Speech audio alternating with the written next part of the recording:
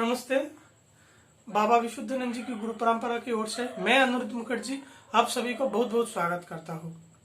आज का जो चर्चा है, जो प्रसंग है, काफी विशेष है। मोटा मोटा पकड़ लीजिए, 14 साल की मेरी खोज आज खत्म हुआ। तो कब कैसे खत्म हुआ इसमें अभी आगे आ रहे हैं। तो पहले मोटा मोटा मेरा जो ऐसा सोच है मैं आप लोगों के साथ शेयर करना चाहूंगा। देखिए, मैं वर्धमान में रहता हूँ और वर्धमान विशुद्धाश्रम मेरे घर से 10-15 मिनट के दूरी में पड़ता है। तो जेठू जो मेरा गुरुजी वो वर्धमान विशुद्धाश्रम में रहते थे। मैं हर रोज उनसे मिलने जाता था, हर रोज दिन में कई बार और कई घंटों तक।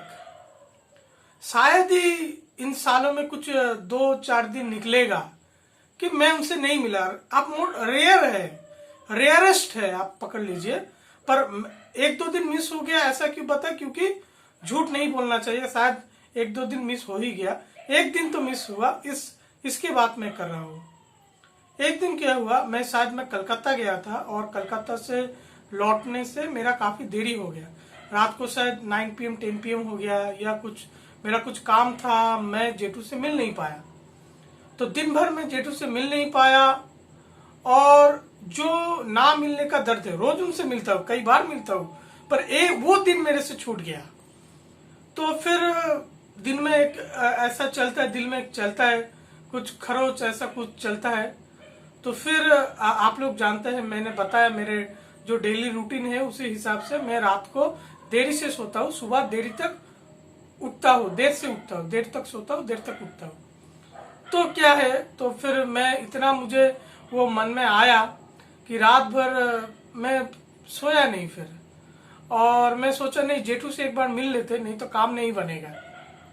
तो क्या हुआ, सुबह 5 बजे पूरा रात में जगा रहा। अभी फिर सुबह 5 बजे मैं वॉक के लिए निकल गया आश्रम की तरफ। और विशुद्धाश्रम का क्या है, एक बड़ा सा एक लोहे का गेट है। तो वो गेट का चाबी मेरे जनेऊ पे वो रहता था तभी। ठीक है, तो आप सोच लीजिए मैं अपने गुरु का कितना मुझे वो विश्वास करते थे, कितना प्यार करते थे, कितना अपनापन था। भाई, आपका घर का चाबी क्या किसी बाहर वाले के पास रहेगा क्या? तो विशुद्धाश्रम का जो चाबी मेरे जनेऊ पे वो रहता था। तो एक बार वो गेट खोल दिया तो आप कैंपस के अंदर। तो सुबह 5 बजे मैं निकला वॉक के लिए, पहुंच गए और फिर मैंने गेट खोल दिया कैंपस के अंदर। अभी भुम्बुलदा जो थे वो तो सुबह 4-4:30 बजे उठ जाते हैं। तो जो आश्रम का जो बिल्डिंग है रेसिडेंशियल, उसका गेट भी उन्होंने वो खोल दिया, लॉक खोल दिया। और कैसे वो जो डंडा लगा हुआ है तो उसको कैसे खोलना है वो तो मुझे पता है। तब विश्वास नहीं करेंगे, सुबह 5:30 बजे मैं पूरा विशुद्धाश्रम में घुस के फिर फर्स्ट फ्लोर चले गए और जेठू का बेडरूम में मैं घुस गया। और ये बिस्तर में जेठू सोए है मॉस्किटो नेट के अंदर, ये दूसरे बिस्तर में जेठीमा सोए है मॉस्किटो नेट के अंदर। हालांकि दोनों ही जगे हुए हैं, मैं सीधा घुस गया उनके घर में वो एकदम। तो जेठू वो मुझे देख के काफी अच्छा आश्चर्य हो गए, क्या हुआ? मैं बोला, नहीं जेठू, तुमसे मेरा येस्टरडे मैं तुमको मिला नहीं और मेरे मन में काफी वो एक कसक था, तो इसलिए मैं सुबह तुमसे मिलने के लिए आ गया। और जेठू को वो बात काफी मजा लगी। जेठू बोला, ठीक है अभी हो गया तो फिर घर चले जाओ।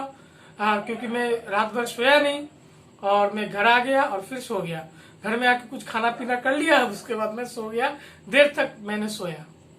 तो ये घटना क्यों आपको बताए?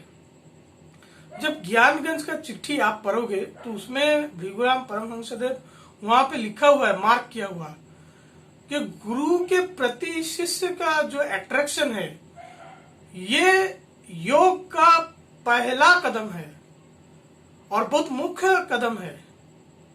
तो ये बता रहे हैं गुरु, फिर चलो वो गुरु के कर्म में जो सहाय होते हैं और विरोध नहीं करते हैं उसका तो फिर वो अच्छा हो जाएगा, ऐसा आप वो चिट्ठी में देख लेना। तो वही बात है, जो व्यक्ति का कर्म जितना साफ हो जाएगा और जिसका मोक्ष या आखिरी जन्म जितना नजदीक होगा, गुरु के लिए उतना ही प्रेम उसका बढ़ेगा, क्योंकि प्रेम जितना बढ़ेगा साधना उतना जोरदार होगा। तो अब आता हूं पॉइंट पे। मैं किसी की चीज पे अगर मैं पीछे लगता हूं तो फिर उसका मैं पूरा कच्चा चीटा निकलने में मैं पूरा घुस जाता हूं अंदर। हालांकि 2002 से मेरा आध्यात्मिक जीवन चालू है, पर 2008 को मैंने विशुद्धाश्रम पहुंचा।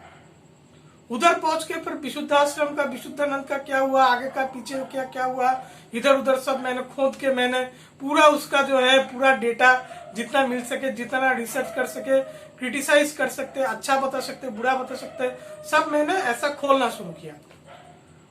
तो बाबा विशुद्धानंद जी करीब करीब 20-25 साल गुस्करा में गुजारे। जब ज्ञानगंज से उनको शादी के लिए उसको बताया गया तो उनको बोला आप गुस्करा में जाके बैठो, वहां प्रैक्टिस करो, वहां पे आपको काम बैठेगा। तो गुस्करा में जो तब जमींदार थे हरिश्चंद्र चोंगदार जी, उनके काछाड़ी बाड़ी में बाबा विशुद्धानंद जी को ऐसा जगह दिया गया और वहां पे फिर बाबा करीब 20-25 साल वहां पे बिताए। हालांकि दूसरे जगह पे भी जाते रहे और बाद में बर्धमान आश्रम बना, उसके बाद पंडुल आश्रम बना, बनारस आश्रम बना, झालदा का आश्रम बना, आखिर में कलकत्ता का आश्रम बना। तो फिर बाबा विशुद्धानंद जी का वो 20-25 साल गुस्करा में ही वो रहे। तो मेरे मन में वो था कि गुस्करा जाओ और बाबा ने जो जो स्थान वहां पर घूम के आया है हर जगह पे आपका सिर लुटा के आओ। तो फिर मैं गुस्करा गया और गुस्करा जाके फिर मुझे कुछ नहीं मिला, वहां पे कोई बाबा विशुद्धानंद जी का नाम नहीं सुना। तो फिर मैंने किसी को पूछा चोंगदार के घर कहाँ है, तो वो जमींदार का फैमिली है, चोंगदार फैमिली, तो वो मुझे कहाँ पे लेके गए। तो उन्होंने मुझे बताया कि बाबा विशुद्धानंद जी का घर तो तोड़ा गया और उसके बाद वो कहाँ पे वो क्या रहते थे। गुस्करा के बारे में जो मेरा ट्रिप है उसका वीडियो मैंने अलग से बनाया है। आप मेरा विशुद्धाश्रम के जितने भी आश्रम है उनका एक अलग से प्लेलिस्ट बना हुआ है, जहाँ पे हर एक आश्रम के बारे में मैं जो देखा, मैं जो घूमा, वो सब डिटेल्स मैंने बताया है। गुस्करा का भी डिटेल्स बताया है। तो हालांकि क्या हुआ, मैं 2 बार गुस्करा गया और 2 बार गुस्करा में मुझे कुछ नहीं मिला, कुछ हाथ में नहीं आया। तो फिर वो मेरे मन में एक दर्द रहता था कि ऐसी जगह पे बाबा विशुद्धानंद जी को कोई नहीं जानता है, अब ये कैसा क्या बात हुआ। फिर अभी मेरा MBA का एग्जाम चल रहा था फाइनल, और वो एग्जाम से पहले ही फोन आया, जैसा मैंने मेरे व्हाट्सएप ग्रुप में वो ऑडियो मैंने शेयर किया था कि गाबू चोंगदार जी वो है, तो वो जमींदार के फैमिली के हैं, उन्होंने मुझे कांटेक्ट किया। और पहले ही फोन ऐसा किसी का एक अननोन बंदा का आता है, मैं 1 घंटा तक उनसे बात किया और काफी इंफॉर्मेशन मुझे मिला। जो कुछ भी मिला व्हाट्सएप के ग्रुप में मैंने शेयर किया है ऑडियो के ये। तो फिर मैंने सोचा कि नहीं, विंटर सीजन को जाते हैं नवंबर दिसंबर को। गाबू बाबू को मैंने बोला कि अगर आप किसी से फोटो वोटो खींच के अगर व्हाट्सएप के ग्रुप में आप दे सकते हो बहुत अच्छा रहेगा, क्योंकि बाकी भक्त लोग देख के बहुत खुश हो जाएंगे।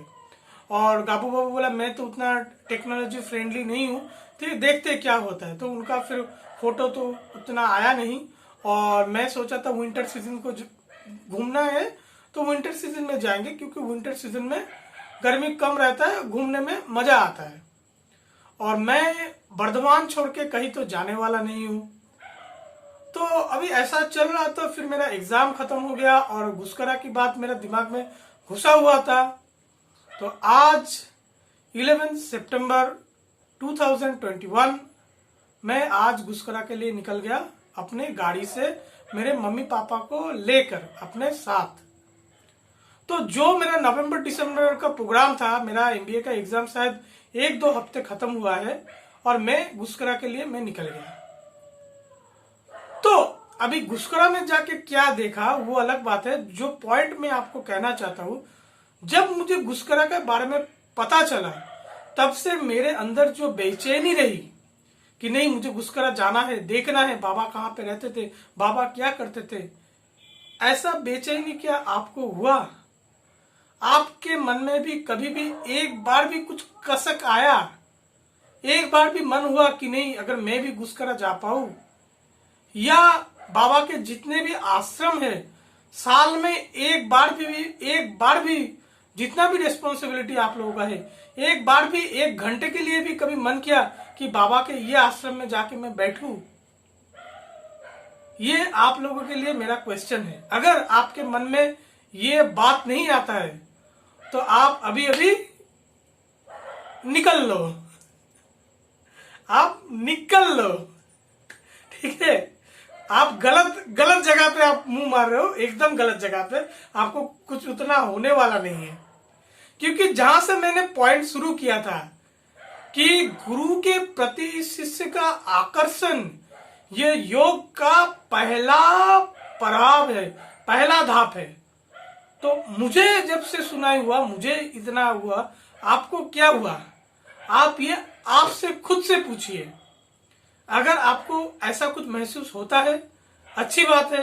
अगर आपको ऐसा कुछ महसूस नहीं होता है, अगर गुरु के लिए प्रेम आपका नहीं जगता है, अगर गुरु का समस्या आपका खुद का समस्या नहीं लगता है, अगर गुरु पे खुशी में आप खुश नहीं हो, गुरु के दुख में आप खुशी नहीं हो, गुरु के बारे में आपके अंदर कुछ ऐसा प्रेम भाव नहीं आता है, बस वही आता है क्या मिल जाए, क्या मिल जाए, क्या मिल जाए, मांगो मांगो मांगो। अगर ऐसे ही सोच लेके आप यहाँ पे बैठे हो, मत आओ। आप गलत जगह पे आए हो। आप अपने जिंदगी का जो टाइम है आप खराब कर रहे हो, क्योंकि मेरा तो यही सजेशन है। तो इसलिए मैं पॉइंट ये लेके आया, क्योंकि बस आप लोगों को ये वीडियो से कुछ सीख मिले। तो चलो, और फिर पका के कोई फायदा नहीं है, पॉइंट पे आते हैं। तो मैं गया गुस्करा, और गुस्करा में पहुंचा सुबह 10:10 तक मैं पहुंच गया गुस्करा में। और वहां पे जो शिवजी का मंदिर है, तो वो शिवजी का मंदिर अभी हमसे जो गाबू चौंगदार है उसके बारे में थोड़ा सा बता देता हूँ। तो बाबा विशुद्धानंद जी जब रहते थे तो जमींदार फैमिली में 2 भाई थे, एक गिरीश चौंगदार और हरीश चौंगदार। इनके बारे में आपको पता चलेगा बाबा विशुद्धानंद प्रसंग के 3 खंड में उपेंद्र रायचौधरी ने जो वृत्तांत लिखा हुआ है, जो डिस्क्रिप्शन है, वहां पे आपको ये नेम्स आपको मिल जाएगा। तो हरीश चंद्र चौंगदार और गिरीश चौंगदार, गिरीश चौंगदार का लड़का महाविष्णु चौंगदार। तो अभी उनके रूट से हमें अभी कुछ नहीं मिला। मुझे जो मिला, हरीश चंद्र चौंगदार का लड़का है तारा प्रसन्न चौंगदार, तारा प्रसन्न चौंगदार का लड़का है बंकेश्वर चौंगदार, और उनका लड़का है उत्तमेश्वर चौंगदार, और उनका लड़का जो गाबू बाबू है वो देव प्रसन्न करके कुछ उनका नाम है, गाबू बाबू उनका निक नेम है, बुलाने में बहुत प्यार आता है, वो चौंगदार। तो ऐसा ये लिनिएज आया है। तो बाबा विशुद्धानंद जी का कोई ऐसा एक बाल लिंग उन्होंने चयन कर दिया, तो जमींदार का फैमिली वहां पे वो मंदिर का प्रतिष्ठित किया। और बाबा विशुद्धानंद जी वो मंदिर के पीछे जो पेड़ वगैरह है, काफी अच्छा तपोवन के माफिक, इतना आपको अच्छा लगेगा वो परिवेश। 16 बीघा एरिया, बहुत बड़ा एरिया है, और वो मंदिर है। तो वहां के पीछे जाके बाबा बैठते थे, वहां पे घूमते थे। मंदिर के बगल में एक नदी है, वहां पे बाबा नाभि धोती का जो किया है वो वहां पे करते थे। वो नदी के पीछे शमशान है, वहां पे वो रात को जाते थे। और बाबा का जो मकान है, जो घर पे वो रहते थे, वो डेमोलिश नहीं हुआ है, वो अभी भी है। और वो जो मकान का वीडियो है वो भी मैंने दिखाया है। तो पहले सोमनाथेश्वर का मंदिर मैंने बताया है, उसमें डिस्क्रिप्शन आपको मिल जाएगा। दूसरा मैंने बताया बाबा का शमशान और नदी, दूर से मैंने आपको दिखाया है। तीसरा मैंने दिखाया है बाबा विशुद्धानंद जी जहाँ रहते थे, वो जमीन, वो एरिया भी प्राइवेट प्रॉपर्टी हो गया।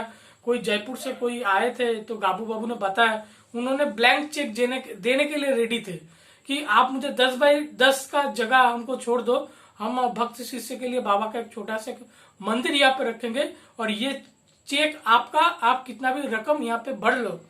पर वो जो प्राइवेट प्रॉपर्टी वो है वो नहीं दिए। खैर उस पर अभी क्या टिप्पणी करे, आप देख लो क्या करना है। और फिर आखिर में आए कि गाबू बाबू ने उनका जो पुश्तैनी जो मंदिर है, काली माँ का मंदिर है, दुर्गा माँ का मंदिर है, और उनका शिव जी का जो मंदिर है, वहां पे वो लेके गए। और एकदम ओल्ड आर्किटेक्चर, बड़ा बड़ा ऐसा बिल्डिंग, थंबा देख के काफी अच्छा लगता है। और करीब में गुस्करा में 2 घंटा रुका, वहां पे गाबू बाबू ने पूजा किया, आरती किया, मैं भी शिव जी को पूजा किया। और सब काम खत्म करके मंदिर का फिर दरवाजा बंद करके फिर गाबू बाबू मुझे यहाँ हुआ थोड़ा सा दिखला दिए। 2 घंटा से थोड़ा सा मैं हुआ घुसकरा में रुका और फिर घुसकरा से मैं चला गया जो एक सती पीठ है, तो वहाँ पे कंकाली तला करके एक सती पीठ है, तो वहाँ से वो 30 किलोमीटर है, तो वहाँ पे मैं चला गया। घुसकरा में रटनती कालीबाड़ी करके एक मंदिर है, वहाँ पे भी मैं चला गया। तो वो सब का वीडियो मैंने नहीं डाला है, बस घुसकरा का ही वीडियो मैंने डाला है। तो आप एंजॉय कीजिए और देखिए आपको कैसा लगता है। और मैं आपको यही चीज बताना मैं चाहूंगा कि अभी मेरे लिए परिस्थिति क्या है कि मैं आश्रम में उतना मैं नहीं जा सकता।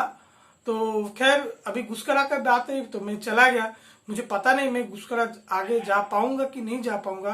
पर आप लोगों से गुजारिश है कि साल में एक वक्त भी आप गुरु के लिए रखें, क्योंकि आप अगर गुरु के लिए टाइम नहीं दे सकते, गुरु के मतलब मैं एकदम नहीं, मैं बिल्कुल नहीं, मेरे को गिनती में मत लेना। गुरु का मतलब बाबा विशुद्धानंद जी, बाबा विशुद्धानंद जी के आश्रम में आप जाइए। वहां पे जाके थोड़ा सा अगर आप वो झाड़ू लेके 2 पत्ता भी साफ कर लेंगे ना, तो फिर आपका गुरु का लिए जो काम है वो आपको हो गया। तो ऐसा सोच बनाइए, अगर गुरु को आप टाइम नहीं देंगे, गुरु आपको टाइम नहीं देगा, और उसका गारंटी मैं लेता हूँ। आपको जूता खिलाने का रिस्पॉन्सिबिलिटी मेरा, ठीक है। खैर चलो उसको छोड़ते हैं। तो आप ऐसा करो, क्योंकि ये अच्छी बात है, क्योंकि जो मोहम्मडन है उनका भी एक 15 दिन का वो जमात वमात रहता है, सिख लोगों का भी ऐसा है। तो ये रिचुअल्स अच्छा रहता है कि आप कितना भी व्यस्त रहो, व्यस्त जीवन में किसी चीज के लिए कुछ मना ही नहीं, खोल के व्यस्त जीवन, खूब पैसा कमाओ, परिवार के साथ रहो, दिन में 2-4 घंटा अध्यात्म करो, और उसके छोड़ के भी थोड़ा बहुत टाइम अपने आपके गुरु के लिए दो। खैर ठीक है, चलो बहुत बकबक हो गया, आप वीडियो एंजॉय करो, आप लोग सब अच्छे रहिए। नमस्ते।